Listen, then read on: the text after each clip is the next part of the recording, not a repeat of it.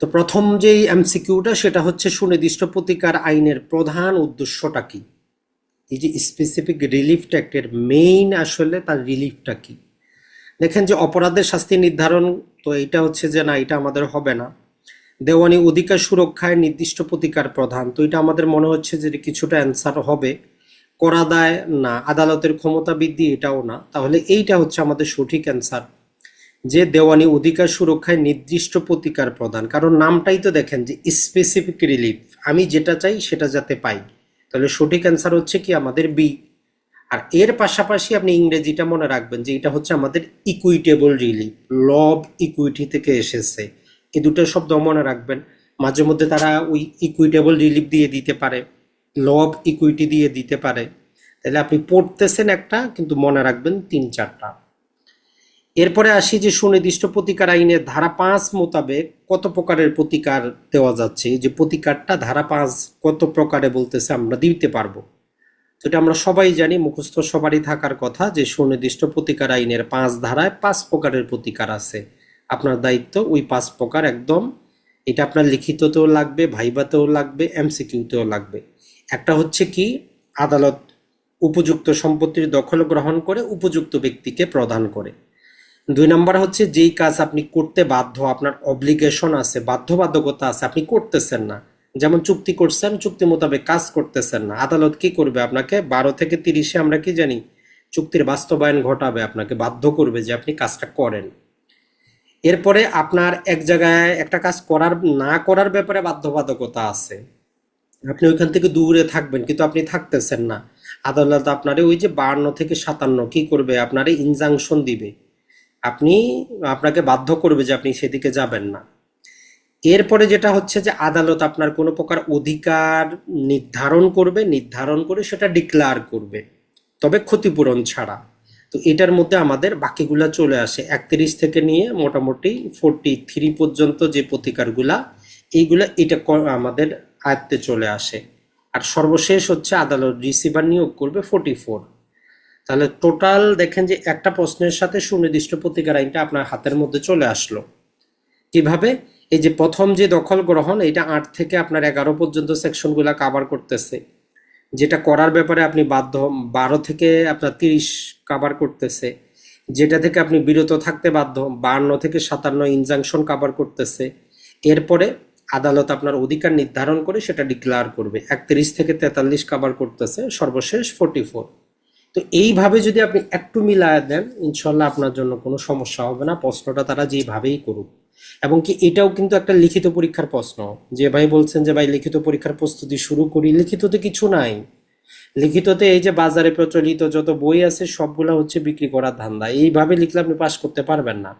আপনি নিজের মতো করে 2-4 লাইন লিখবেন, আর মূল সেকশন নাম্বারটা ঠিক রাখবেন, যে স্পেসিফিক রিলিফ আইনের নামটা আপনাকে শুদ্ধভাবে লিখতে হবে। যে শুধু আপনি যদি লেখেন সুনির্দিষ্ট প্রতিকার আইন, আপনার নাম্বার কাটা যাবে। কি লিখতে হবে? সুনির্দিষ্ট প্রতিকার আইন 1877। টোটাল নামটা ভদ্রভাবে লিখে, তার সেকশন নাম্বার লিখে, তার ধারা 5-এর মধ্যে 5টা প্রতিকার যদি লিখে দিতে পারেন, আপনার 10 মার্ক নিশ্চিত। আপনাকে 10 পাতা লিখতে হবে না। বাজারে প্রচলিত প্রতিটা বইয়ের মধ্যেই 3 পাতা লেখা আছে, ওটার কোনো কাজ নাই। কারণ আপনাকেও যদি আমি একটা 1000 খাতা কাটতে দিই, আপনি জীবনেও 10 পাতা পড়বেন না। আপনি দেখবেন আইনের নামটা ঠিক আছে, সেকশন নাম্বার ঠিক আছে, প্রতিকার ঠিক আছে, হয়ে গেল আপনার পাস। তো এই জন্য যারাই লিখিত নিয়ে টেনশনে আছেন, লিখিত টেনশন না করে আপনি ওই আইনটা বোঝার চেষ্টা করেন যে ওইখানে আমাকে কি বলছে, আমি এটা লিখতে পারতেছি কিনা। ওটা আপনি নিজের ভাষায় লিখেন, বইয়ের ভাষায় লিখতে হবে এমন কোনো কথা নাই। এরপরে চলে আসি আমরা 3 নাম্বারটাতে, কোন পরিস্থিতিতে সুনির্দিষ্ট বাস্তবায়ন স্পেসিফিক পারফরমেন্সটা দেওয়া হয়। এখানে আমাদের 4টা অবস্থা দেওয়া আছে, এখন আমাদেরকে আইডেন্টিফাই করতে হবে যে কোন অবস্থাটা যথাযথ।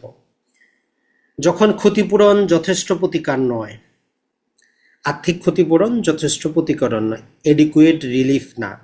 তারপরে বলতেছে যখন ক্ষতিপূরণই পূর্ণ প্রতিকার, তার মানে এটা যদি হয় আমরা কি পাবো না, কোনো প্রতিকার পাবো না।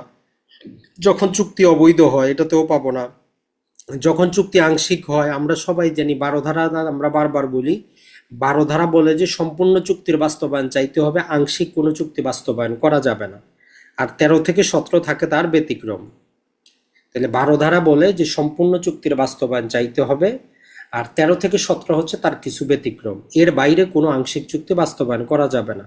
তাহলে এটাও সঠিক অ্যান্সার না, এটাও সঠিক না, এরপরে এটাও সঠিক না, তাহলে এটাই আমাদের সঠিক অ্যান্সার, যখন ক্ষতিপূরণ যথেষ্ট প্রতিকার নয়, অ্যাডিকুয়েট রিলিফ না। তো ইংরেজি শব্দটা একটু মনে রাখবেন, মাঝে মধ্যে ইংরেজিটা আপনাকে দিতে পারে যে যখন কি যে অ্যাডিকুয়েট রিলিফ না।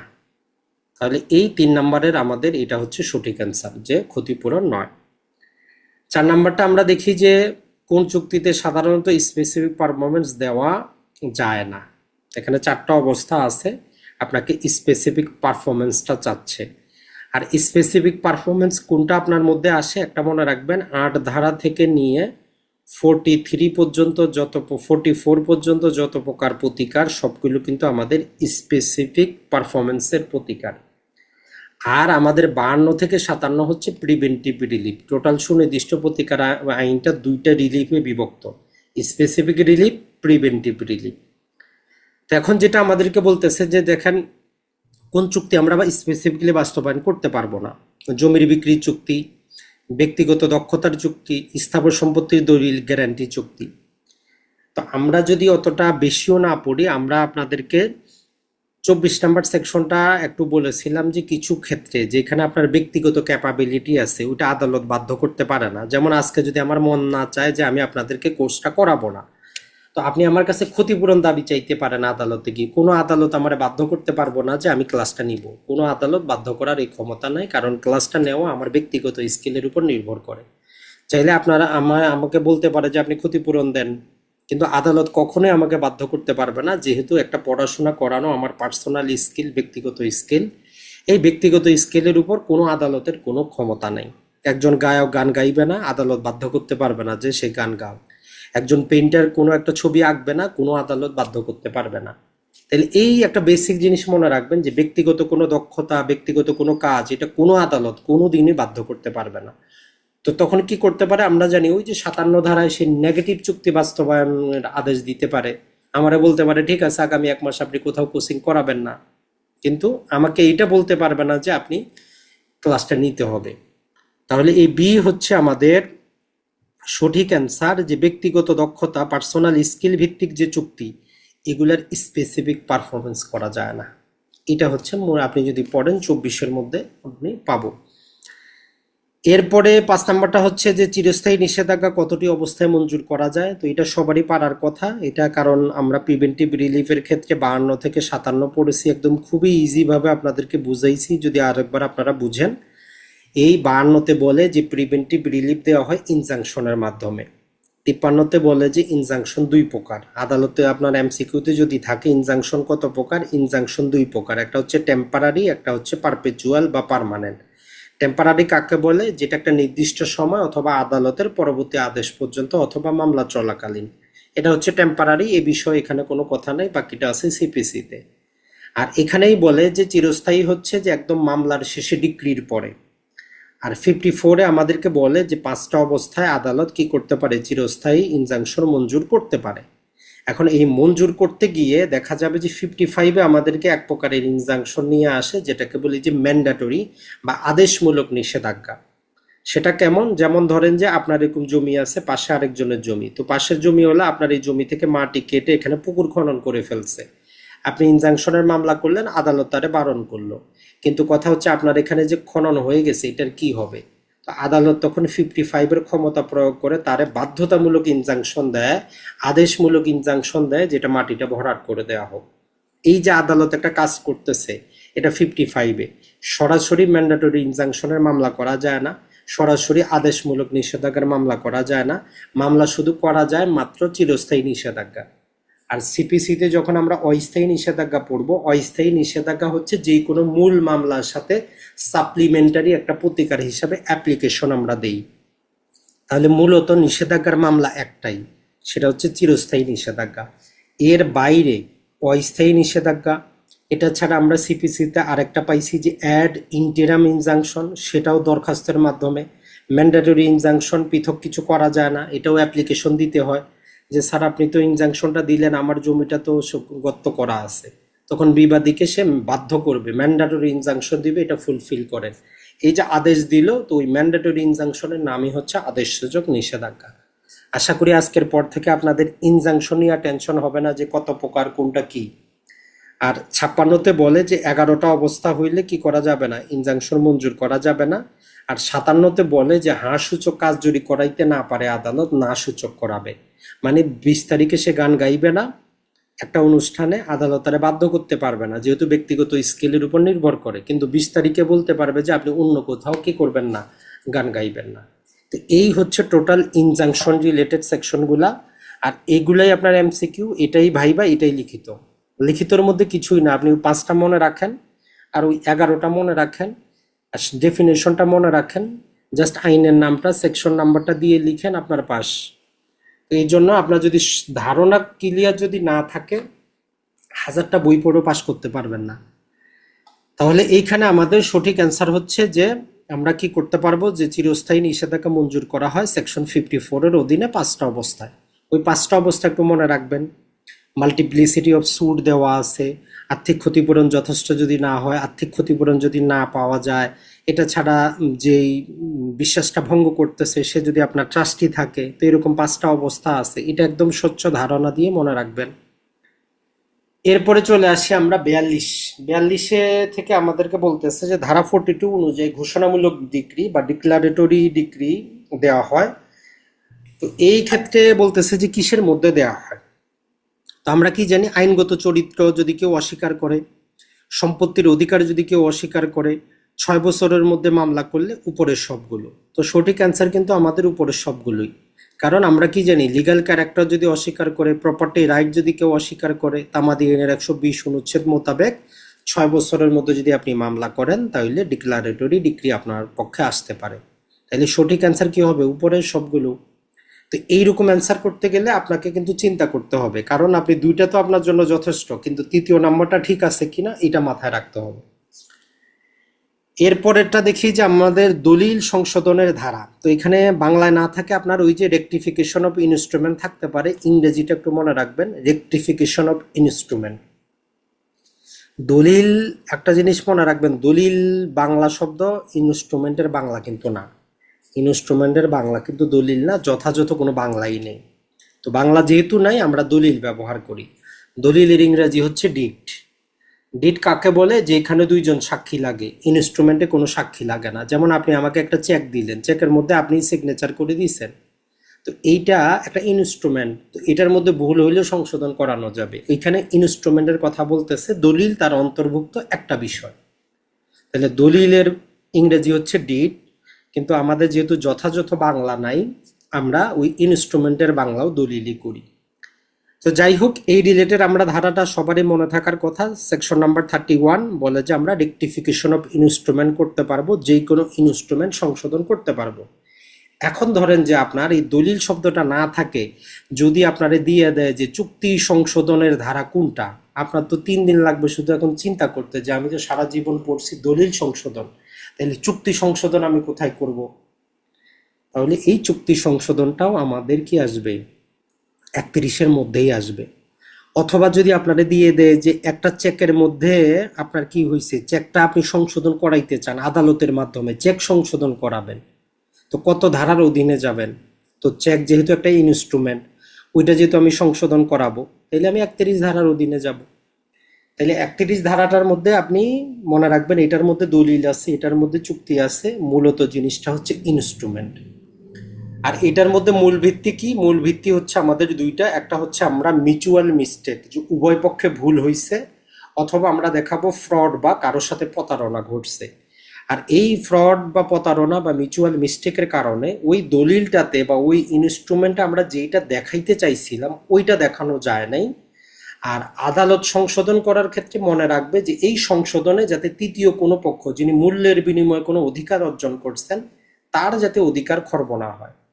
তাইলে 31 ধারায় যদি আপনার আসে যে আদালত এই রেকটিফিকেশন অফ ইনস্ট্রুমেন্ট করতে কোন জিনিসটা নজরে রাখবেন, যাতে 3য় পক্ষ, যিনি মূল্যের বিনিময়ে কোনো অধিকার অর্জন করছেন, তার অধিকার খর্ব করতে পারবে না আদালত, এটা স্পষ্টই বলে দেওয়া আছে। তাহলে 31 ধারা শুধু 31 ধারা না, এটা একদম কম্বাইন একটা প্যাকেজ। তো 31 ধারার তামাদিটা আমরা কিন্তু আপনাদেরকে বলেছি কত 96-তে যাব মিস্টেক হইলে, 95-তে যাব ফ্রড হইলে, দুইটারই সময় 3 বছর। তাহলে 31 হচ্ছে আমাদের সঠিক অ্যান্সার। এরপরে চলে আসি আমরা কোন প্রতিকারটি সুনির্দিষ্ট প্রতিকার আইনের মধ্যে পড়ে না। মানে এখানে 4টা প্রতিকার দিয়ে বলতেছে যে এইটার মধ্যে কোনটা সুনির্দিষ্ট প্রতিকার আইনের প্রতিকার না।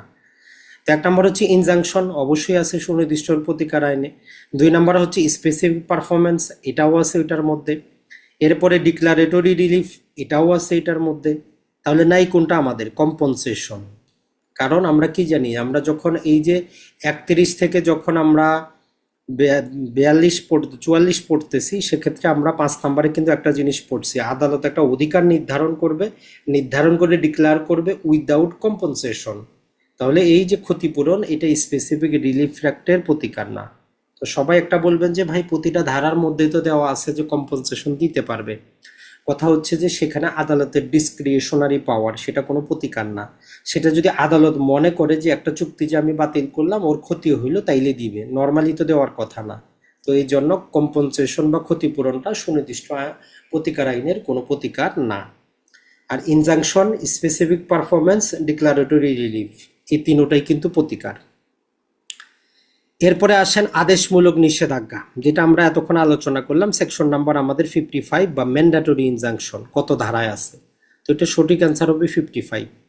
আশা করি ইনজাংশনটা আজকের পর থেকে আপনাদের আর ভুল হওয়ার কথা না। যে ইনজাংশন আমাদের 2 প্রকার, একটা হচ্ছে টেম্পারারি, একটা হচ্ছে পারপেচুয়াল। পারপেচুয়ালের ক্ষেত্রে আমরা দেখব 5 জায়গায় মঞ্জুর হবে, 11 জায়গায় রিজেক্ট হবে। আর এই যে যেখানে মঞ্জুর করলো, মঞ্জুর করতে গিয়ে আদালত যখন ওইটা ইনফোর্সে নিয়ে আসবে, সেটার ক্ষেত্রে যদি আদালতকে কিছু কাজ করাইতে হয়, আর যেটা উনি করাইতে পারবেন জাজমেন্ট ডেটারকে দিয়ে, তখন 55 ব্যবহার করবে, উনি ম্যান্ডেটরি ইনজাংশন দিবে, যাকে আমরা বলতেছি যে আদেশসূচক নিষেধাজ্ঞা। এরপরে আসি সর্বশেষ আমাদের 10 নম্বরটা, সেটা হচ্ছে সুনির্দিষ্ট প্রতিকার আইনের ধারা 9 বিষয় অসত্য কোনটি। এখানে আগে প্রশ্নটা 3বার পড়বেন, এরকম যদি সত্য অসত্য থাকে যে প্রশ্নটাতে কি জানতে চাইছে। এখানে বলতেছে যে কোনটা মিথ্যা, কোনটা অসত্য, সত্য না। 1 নম্বরে বলতেছে যে 9 ধারায় মালিকের বিরুদ্ধে মামলা করা যায়। তো এটা সঠিক, আমরা জানি 9 ধারায় মূল মালিকের বিরুদ্ধে মামলা করা যায়, তাহলে এটা অ্যান্সার হবে না।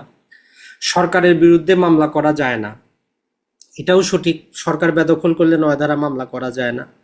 6 মাসের মধ্যে মামলা দায়ের করতে হবে, এটাও সঠিক, তাইলে এটা অ্যান্সার হবে না। মানে এই তিনটাই হচ্ছে আমাদের সুনির্দিষ্ট প্রতিকার আইনের মধ্যে মূল উপাদান, যে মূল মালিকের বিরুদ্ধে করা যায়, সরকারের বিরুদ্ধে করা যায় না, 6 মাসে করতে হবে, তামাদি আইনে 3 অনুচ্ছেদ বলে। তাহলে সঠিক অ্যান্সার কি হবে? তো সঠিক অ্যান্সার দিতে গেলে আপনার আরো 2 মিনিট যাবে তখন, কারণ আপনি জানেন যে সুনির্দিষ্ট প্রতিকার আইনে তো আপিল করা যায় না, রিভিউ করা যায় না, আমরা করতে পারি রিভিশন। এখন যদি আপনি শুধু সামনে রিভিশনটা দেখে দাগ দিতে যান, তখন যেটা হচ্ছে যে রিভিশন দায়ের করতে হয় জেলা জজের কাছে। আমরা কি জানি, আমরা 115 ধারায় পড়েছি যে যেই ডিক্রি আপিলযোগ্য না, ওই ডিক্রির বিরুদ্ধে ডিভিশন সরাসরি হাইকোর্টে দায়ের করতে হয়। তাইলে অসত্য কোথায় হইল? অসত্য হইল এই ডি নাম্বারটা। আর এখানে যদি দেওয়া হইতো যে ডিভিশন দায়ের করতে হয় হাইকোর্টে, তাইলে কিন্তু এটাও সঠিক হয়ে যাইতো। তো এই জন্য জাস্ট যদি আপনার স্বচ্ছ ধারণা থাকে, আপনি অবশ্যই পাস করবেন, টেনশনের কোনো কারণ নাই, অত জটিল কিছু দেওয়া নাই। আশা করি যে আজকের এই 20 মার্ক আপনার, 20 মার্ক না, 20টা এমসিকিউ না, এটা 100টা এমসিকিউ আপনাদের হয়েছে। আর যখনই আপনি যে কোনো এমসিকিউ সমাধান করবেন, একটু চিন্তা করবেন যে এইটার সাথে আর কি কি আসতে পারে, তখন দেখবেন যে আপনার কাছে ইজি মনে হবে।